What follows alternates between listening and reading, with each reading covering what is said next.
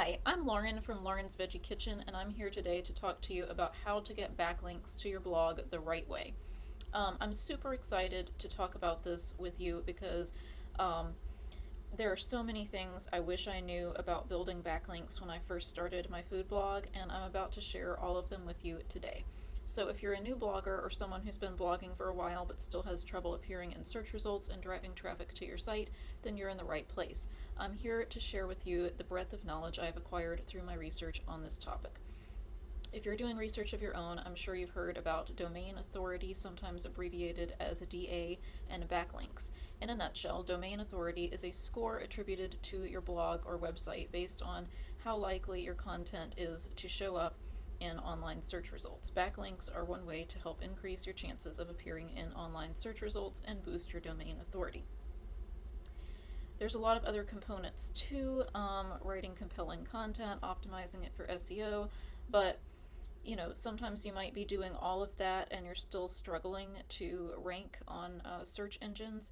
And so getting backlinks to your blog is really key to boosting your blog in search results. And so I'm going to go over how to do this without appearing spammy. So one method is guest blogging. Um, if you Google blogs that accept guest posts, you'll find several sites where people have compiled lists of blogs where you can submit a guest post. So I'm going to go ahead and try that now. Blogs that accept guest posts. Okay, so we've Googled that and we've come up with this massive list of 1,355 blogs that accept guest posts. That's the first thing that's come up here. Um, and so here's, by category, depending on what you're blogging about, and you'll see the URL for the blog, the country that it's based in, the site visits, I think this is per month, the search traffic, shares, and search traffic, and their topic or category is listed here. Usually on most of these articles they have a similar table that tells you a little bit about these blogs that accept guest posts. So if you're writing about one of these topics, entertainment, health, you'll see all of these opportunities to submit a guest post.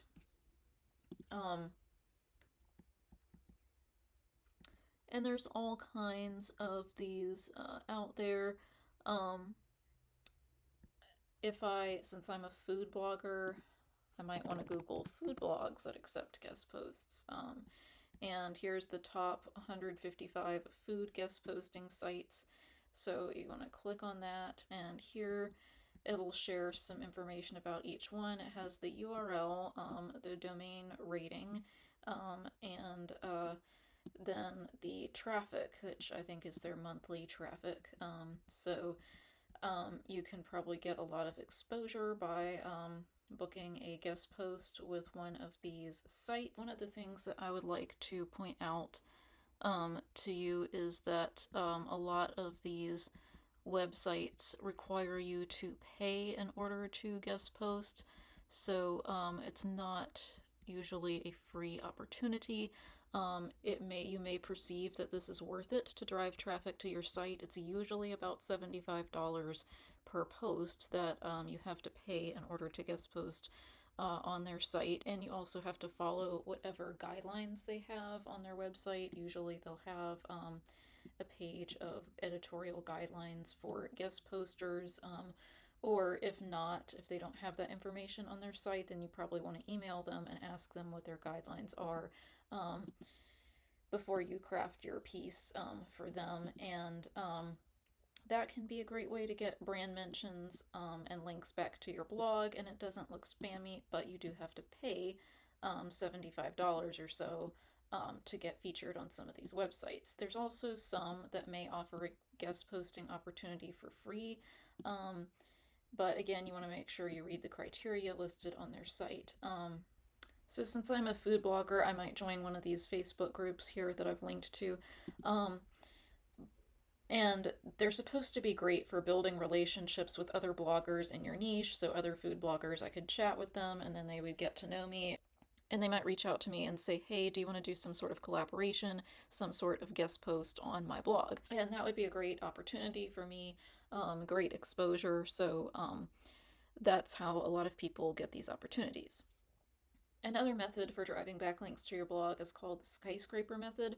Um, you find a resource that links to other sites that would be your competition. Then you look at your competitors' posts that are linked to in that resource and ask whoever owns the resource with all these links to link to your content instead of your competitors' content. And so if you want to see this method in action, you can check out this video from Ahrefs. That's an SEO tool, company that has an SEO tool, and they have all kinds of videos on their YouTube channel about SEO and backlinks and topics like that. So you can kind of walk through it with this video if you want to get a feel for that. One thing that may put you off from this is that you are kind of recommending your content as better than someone else's. So that concept has kind of scared me off from trying this method, but it's not a spammy method. It's not considered spammy. And if you really do have a great resource that is more thorough than your competitor, then that can be a good option for you to get a backlink and get your blog out there online. Okay, so here is one way to get backlinks to your blog. You can respond to journalist queries. And how do you do that? Well, there's this tool called Help a Reporter Out, HARO, and it is part of Connectively, which is owned by Cision. And if you're a PR communications professional like I am, you might be familiar with Cision. Cision offers that PR newswire tool that where you can submit a press release and like hundreds of thousands of newsrooms and journalists and influencers will see it and it'll get your news out. If you're working for a big company and they really want to distribute their news, they might use something like Cision. And so they own Connectively, and Connectively has this tool called Help a Reporter Out. And if you click here on this link, you'll see this tool. And you can sign up here, click join now and put in your first and last name and your email and click get started. And it'll probably ask you a few questions. Then you will use that. If you're a blogger or content creator, you can use this tool to find journalist queries about the topics that you're blogging about. So um, you might be, so if you're a food blogger like me, you might be an expert in, food, and you can search for journalist queries that have to do with food. And so a lot of times I have found with food as the topic, they want someone who has worked, in a specific capacity before in a restaurant or in as a nutritionist or a dietitian or something where you need specific credentials to be able to respond to the prompt. But sometimes they will open it up to home cooks and food bloggers like me. So that's what you want to look for. And there's a lot of great publications that send out queries through this tool. And so I would look for, let's see, Better Homes and Gardens, Insider's Kitchen, Veg News, Cook, Eat, Discover. Those are some obvious ones that have a lot of food-related queries that you might find on there. But also, if you look, you can filter by news outlets. So some of these names might jump out at you as you're scrolling through the news outlets who have put out queries. But sometimes you'll see a random one like USA Today, and they might have a food-related query that you could respond to. One time I saw an article from NPR that featured Beth Monsell from Budget Bites, the Budget Bites food blog, and they were talking about how to cope with the rising grocery prices. And so you can see that article here if you click on it. Um, and so they interviewed her. Says Life Kit spoke to Beth Monsell, founder of the cooking blog Budget Bites, for tips on how to spend less money at the supermarket. So um, she has these tips here that you can follow to save money um, while you're grocery shopping. And she obviously knows all about that because her blog is all about cooking and budgeting your meals and budgeting your recipes. And so that is was right up her alley, and she was able to respond to that. Now, I don't know if she found this opportunity through Help a Reporter Out through Connectively, or if NPR may have reached out to her specifically because she's gotten so famous now. I don't know, but as a new blogger, your chances of being able to respond to a query like this are to even know about the opportunity of what they're looking for in the article would be greatly enhanced by joining the Help a Reporter Out and going through those queries every day to see if there's something that you could respond to. And that would look fantastic because then you would get a backlink from, whatever site it was, USA Today, Better Homes and Gardens, and that's that magazine or that website is going to have a much higher domain rating and domain authority than your blog as a new blogger. And so by having a backlink to your site on their site, that is going to boost your domain authority, and that will in turn make your blog a lot more likely to show up in Google search results, most likely, because the domain authority does kind of factor into that, whether directly or indirectly. But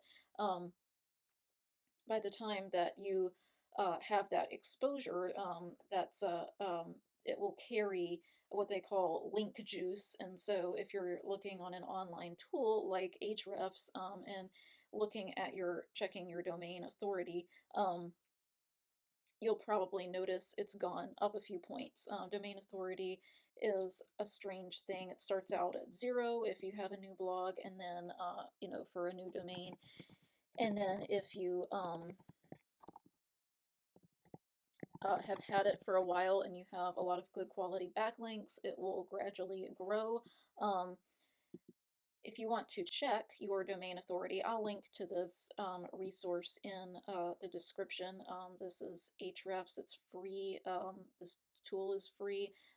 You just enter in the domain name of your blog and you can check your domain authority that way. But let's see, let's try something like vegnews.com and check the domain authority of that site. So they have a domain rating of 77, and so that having a feature on their site would be really good for a new blogger with a domain rating of 0, because that's going to boost you up, give you some link juice most likely. And then there's like usatoday.com. Let's try that and check the authority of that.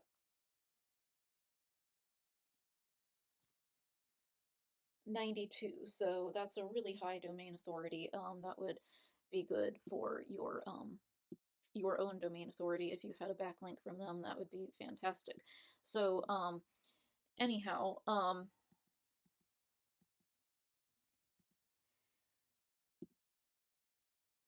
you'll see the title of the query, the date by which your response is due, the general topic, and what media outlet is requesting it as you're searching on the Help a Reporter Out tool. And then if you click into it, then you'll see the exact, prompt and who exactly are they looking to respond to this prompt. You'll want to read that and see if they're looking for the average food blogger or if they're looking for a nutritionist or a dietitian or what have you, so you know if you're qualified to answer the prompt. If I didn't make this clear, the best part about this is that it is completely free. It doesn't cost you any money to set up an account with Connectively and sign in and browse through the journalist queries every day and submit something that you're qualified to submit. So I would highly recommend that you just try it. And let's see. Um, yeah, so they have all kinds of things, what kind of vegan milk froths best, what are common mistakes that people make when cooking with milk, things like that. So if you have any experience with any of that, then you could respond to the prompt as long as they're not looking for, someone specific, nutritionist, dietitian, etc. You want to read the requirements of guidelines of who they're asking to respond to the prompt. But there's all kinds of things that you might know about as a food blogger that they ask on there. Um, or a different type of blogger. If you're a different type of blogger, you can filter through and find things related to, business and finance and all kinds of things, whatever it is that you blog about. So, now that I've gone over how to use Harrow, I have an announcement to make. Unfortunately, as I was filming this video, I checked my email inbox and I received an email from Help a Reporter Out by Connectively and Cision, letting me know that they are discontinuing this service on December 9th, 2024. So if you wanted to use this service, you only have about a month to take advantage of it. But don't despair. I have done some research and I did find a number of other similar tools that you can use as a blogger or a freelancer to try to get your content in front of journalists and get backlinks to your site that way. So I'm going to go ahead and share these other suggestions with you that you might want to check out. One of them is quoted.com. That is QWOTED. And so you can join that as a self-representing expert or business. You can create a free account and you can submit pitches and get coverage that way from journalists and news outlets. So that's really cool. That's a free resource. Another one is sourcebottle.com. So, Source Bottle, this is also something that you can sign up for free. You can sign up as a source seeking publicity, and this will connect you with media outlets and journalists so that you can get exposure and backlinks to your blog. Pitchresponse.com. That's another way that you can get free press by connecting with journalists. So if you're a blogger, small business, subject matter expert, you can join Pitch Response. That's supposed to be free also. Um, there's also helpab2bwriter.com. And so you can register as a source for that and get exposure that way, free exposure. So yeah, these are not the only resources out there, but I tried to find some that are free to join, like the Help a Reporter Out, so that if you didn't really have much of a budget for your blog, but you wanted to try some tools like this to get some exposure, some media exposure for your blog, you could do that. And so I'll go ahead and link to some of these in the description of this video. Um, Now, another way to get backlinks to your blog is to upload something to a sharing site. Um, Traditional social media channels like Facebook, Twitter, Instagram, Pinterest, YouTube, and sometimes LinkedIn can be great exposure for your blog. They're not necessarily do follow backlinks in and of themselves. And what I mean by a do follow backlink, that is a backlink that passes link juice or contributes to your overall domain authority. Um, there's do follow backlinks and no follow backlinks. No follow backlinks don't really directly contribute to your domain authority or pass any link juice, um, as they say, but they can still be beneficial in getting exposure for your blog, so they're not insignificant. But having these traditional social media channels, like Facebook, Twitter, etc., it's not a do follow backlink. It's a no follow backlink when you would post something from your blog on these channels. Um, However, if these things get shared around enough, if your posts get shared enough, through these social media channels, it may eventually result in a do follow backlink from you for you, because there might be some blogger, a fellow food blogger, who decides to link back to your post because they saw it on one of these channels. So that is certainly possible. Um, and then other sharing sites that you might not have thought of before are like SlideShare and Issue.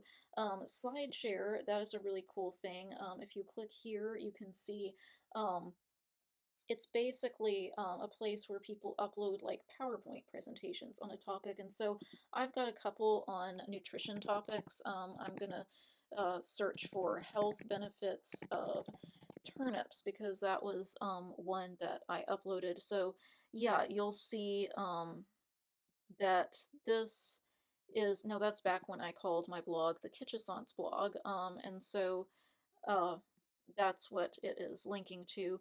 But this is my presentation that I created in Canva. That's a really easy to use graphic design tool. And so anyhow, it's this presentation talks about the health benefits of turnips, and that comes right up when you search on SlideShare for health benefits of turnips. Issue is a little bit different. There's different formats that you can create. You can create just articles or like a magazine or a flip book or something. So I'm going to show you, I'm going to search for health benefits of radishes on here because I did a flip book on here about the health benefits of radishes. And so if you click through to that, then it should pull up my flip book. And you can really just flip through here and read everything. Here's my table of contents. Here's about the plant. I'm going to zoom in a little bit. And then if you click, I have links to the article on my blog. So it'll open in a new tab. If you click on that down at the bottom. And so this, I basically just took my article about the health benefits of radishes and I turned it into a flip book using a combination of Canva and InDesign. And I will link to both of those design resources in the description of this video if you want to check those out because they're really useful for designing flip books and things like that. And so, um, yeah, I've got just some pictures and graphics and, you know, then the text of my article, whatever fits on each page, whatever goes. And then I've got, you know, recipes here listed from my blog that have radishes in them. So that's kind of a tie back to the blog content. And then I've got my references. So anyhow, you can see that. And if you wanted to share that on social media or email it to someone, you could. You could do that here. So yeah, that's issue. And you can create these beautiful publications using like InDesign or Canva and then upload them to issue. And that's another site that has a high domain authority and having people, you know, share something from that site that could end up boosting your domain authority. So I think that's a really great tool. Then another thing that you can do to get backlinks to your blog is submitting content to sites that accept freelancers.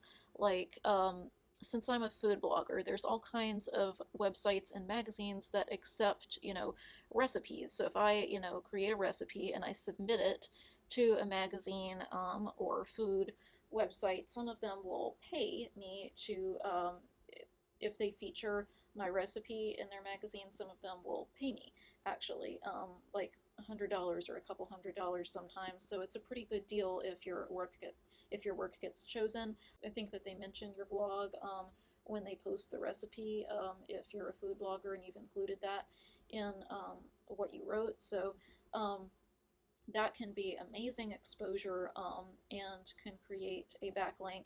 And instead of having to pay someone else to guest post, it's like you're getting paid, so it's kind of an awesome win-win situation. Of course, you don't get paid unless they choose your recipe, but still, I would rather take a chance on whether or not they um, choose my recipe, and at least I know it's free to submit and I'm not out any money, and I might get paid if they select it. So there's Bon Appetit, that's um, a magazine owned by Condé Nast, and they accept long form freelance articles on on food recipes, cooking tips, reviews, and more. You can click here for guidelines on how to pitch Bon Appetit, um, and Eater. That's a national publication focused on food, particularly restaurants. A lot of times they have restaurant reviews and industry trends and stuff like that. You can read the guidelines here for how to pitch a story to Eater.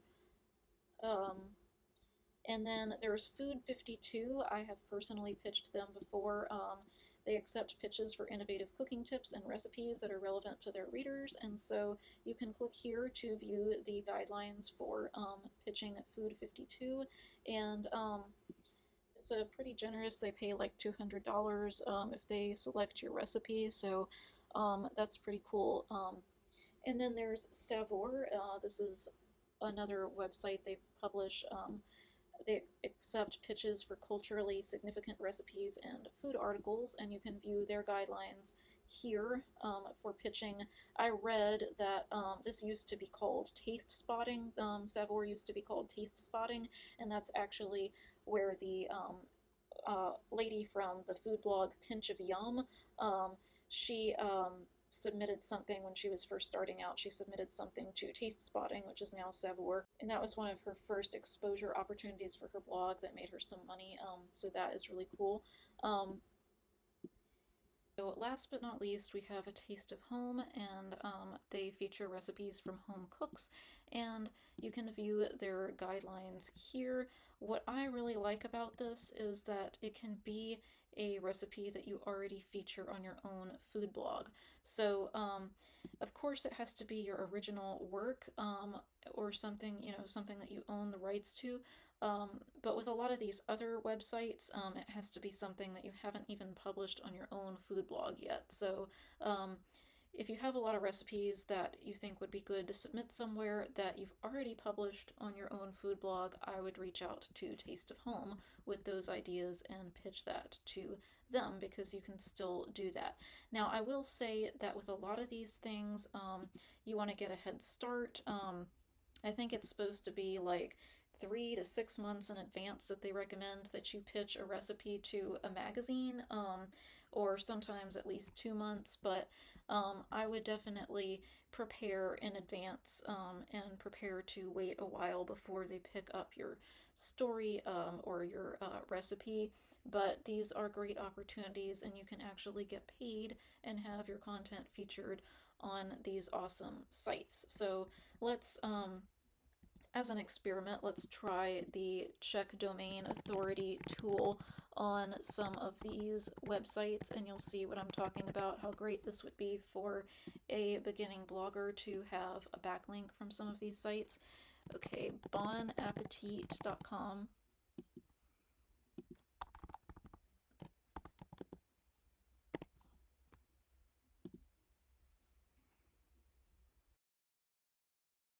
That has a domain rating of 90, so that's awesome. That is a really high domain rating, could pass some serious link juice.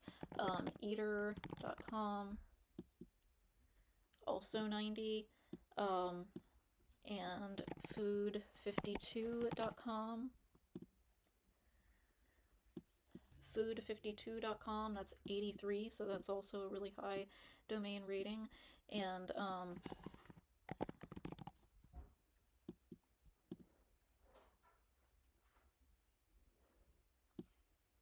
Savour.com, that's 81.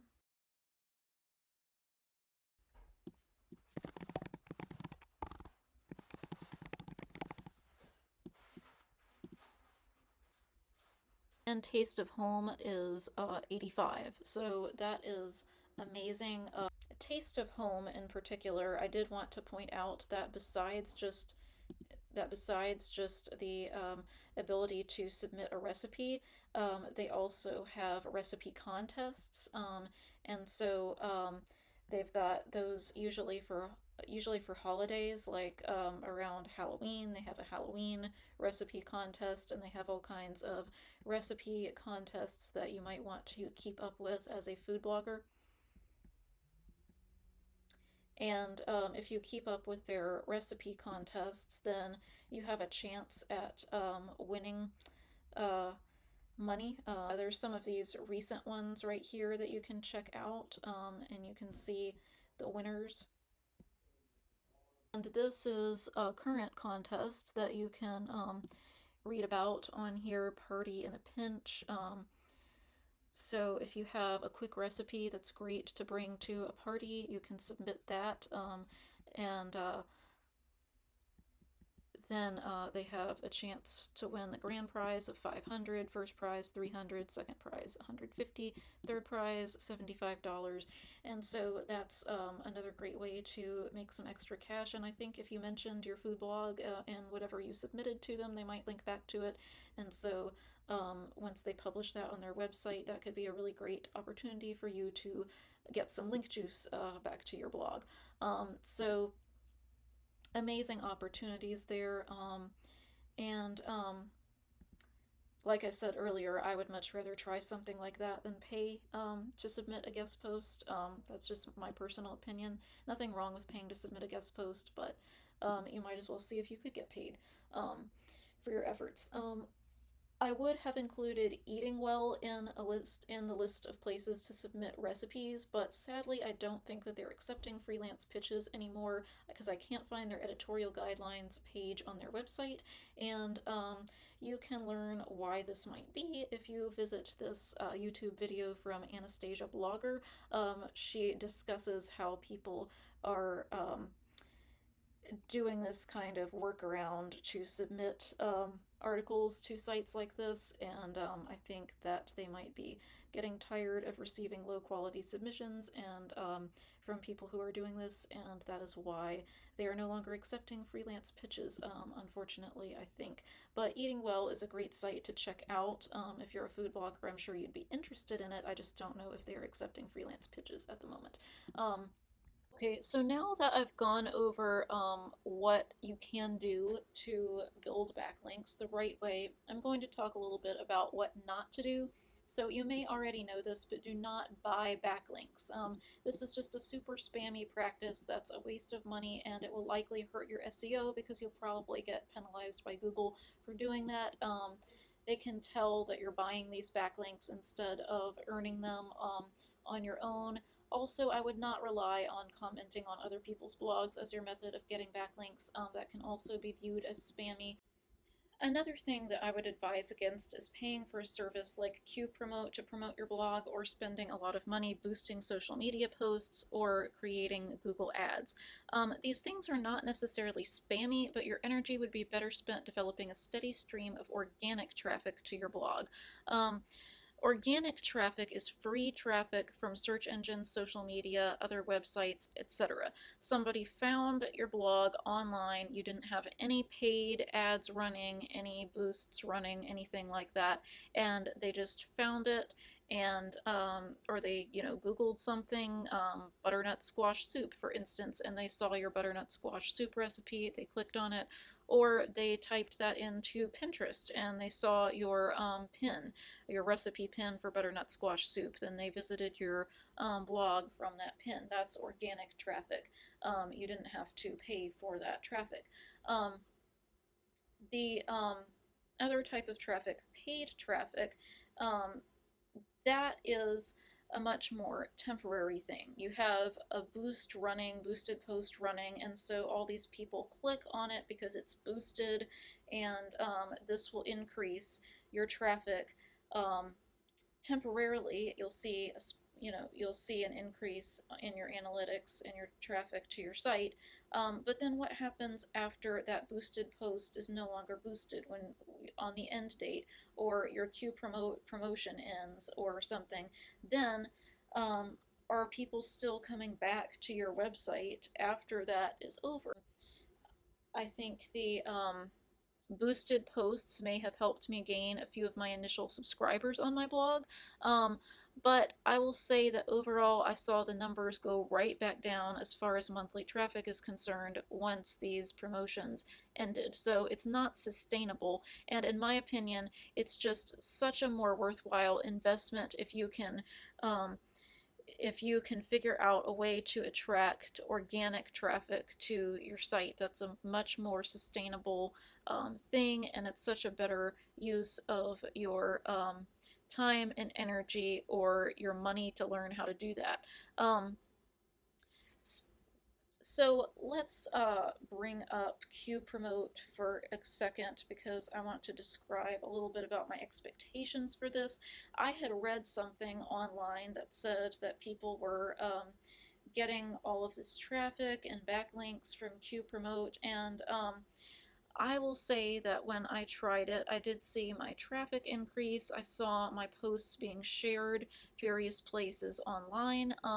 However, when I used tools like SEO tools like Ahrefs to analyze my backlinks, I wasn't really seeing any quality backlinks coming from this. I expected there to be a lot of quality backlinks as a result of these Q Promote promotions, and unfortunately, I just don't think that was the case. And it was, um, $600 a year, $49 a month. So if you are on the monthly plan, but I would not do this personally. You'll get some initial traffic and you'll see your posts being shared online, which is nice, but this wasn't something that I feel is sustainable. Like I said, the numbers went right back down after the promotions ended, and I'm not sure that the backlinks, if any, that were generated were high quality. So, you know, I wouldn't necessarily recommend that. Um, what I would recommend is this assortment of resources I have curated here under the heading Worthwhile Investments for Driving Organic Traffic to Your Blog. So the first tool that I wanted to talk about is Yoast Premium SEO plugin. There is a free version of Yoast, but I recommend the premium version because it has a lot more features. You can create rich pins for Pinterest where you've got the ingredients listed on your recipe pins.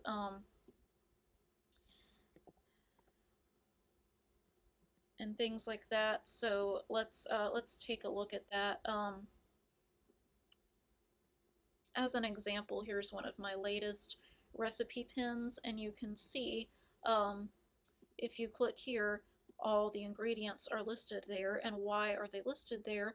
Well, that's because I have Yoast Premium and I've enabled the rich pins feature so that people can see this as they're scrolling through Pinterest, and then that helps them decide, is this a recipe that they want to click through onto my blog and learn more about. So I really, really like this feature. I think it makes your pins look very professional as a food blogger, and I highly recommend that. And Yoast will also walk you through your blog posts to better optimize them for search engines, and it points out factors like word count of paragraphs, if that's too long, number of times that keywords are mentioned. Did you mention the keyword enough to optimize for that keyword and show up on Google? Or did you mention it too many times where it looks like you're, being spammy and stuffing the keyword in? Um, and it also offers recommendations for headings and subheadings within your posts and meta descriptions for your post and all kinds of tools that just make it so much easier to craft blog posts that people actually want to read and that will get noticed by search engines. Another tool, if you've got a generous budget for your blog, I would try a paid plan on Ahrefs. Ahrefs is great. It's an SEO tool, and you can set up a free account just to have your site crawled and audited, but um, if you sign up for their paid plans, you can do some really great keyword research, and so you can tell how difficult it is to rank for certain keywords that you want to rank for, and how much of a chance do you have at ranking for those keywords, and what is the traffic, what is the monthly traffic that those keywords attract. And so you can figure out if it's worth your while to write an article on that topic or not, and try to optimize your blog post for that keyword. And so you have to have the paid plan in order to access things like that. And it starts at $129 per month. So it's an investment. I don't have this right now, but I've tried it before. And it does offer a lot of great insights and benefits if you're interested in that and you have the budget. Another thing that I think is very worthwhile and worth the investment is this Pinterest course from Anastasia Blogger. So I took this Pinterest SEO traffic secrets course from Anastasia Blogger. You can click through the link on my blog post and find her courses here, and it's this one that I took, Pinterest SEO.